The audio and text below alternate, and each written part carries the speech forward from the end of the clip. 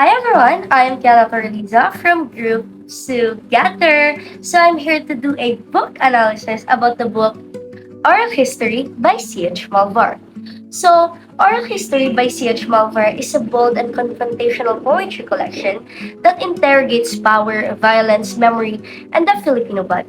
The title itself reworks oral history into history, suggesting hysteria and mystery through emotions and experiences that often dismiss when experienced or expressed by marginalized voices.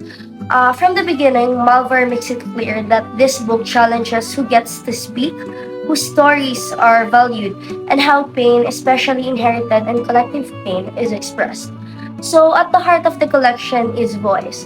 Malvar treats language as something alive and vocal, so shaped by the mouth and the body rather than the strict literary rules. So, as all you know, many of the poems feel meant to be spoken aloud, echoing Filipino traditions of storytelling, protest, chants, sermons, and everyday speech. By emphasizing orality, Malvar rejects polished and proper language, and instead, he centers raw, fragmented, and emotionally charged expression as a valid form of truth. So, one of the book's strongest themes is historical violence and colonial memory. History in oral history is not distant or abstract. It continues to live in the present body, like the references to colonization, state violence, and systemic oppression appear not as lessons from the past, but as wounds that have not healed.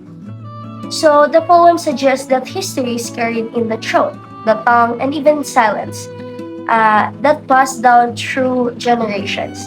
In this way, the collection becomes the counter archive, preserving stories that official histories often erase or sanitize. So the book also explores anger and discomfort. Malvar does not try to make the reader feel at ease. The language is often abrasive, chaotic, and overwhelming.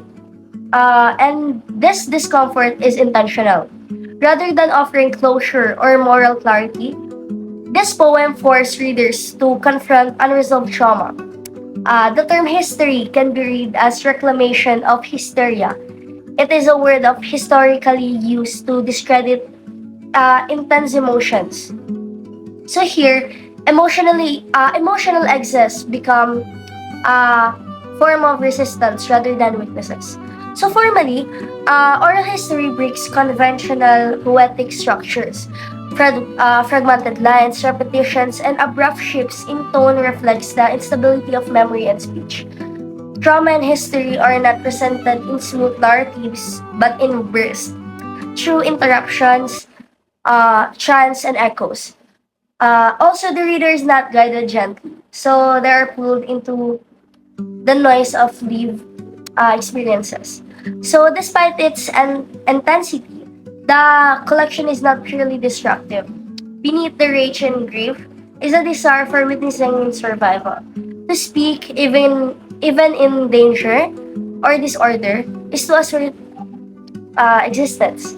Silence is in the book, is often imposed, and speaking becomes a way to refuse erasure. He also presents the voice as both a weapon and a lifeline. So, in conclusion, history is a challenging yet powerful work that demands active engagement. It is not meant to comfort, but to confront. Through its raw language and broken forms, C.H. Malvar shows how history, violence, and identity collide within the body and the voice.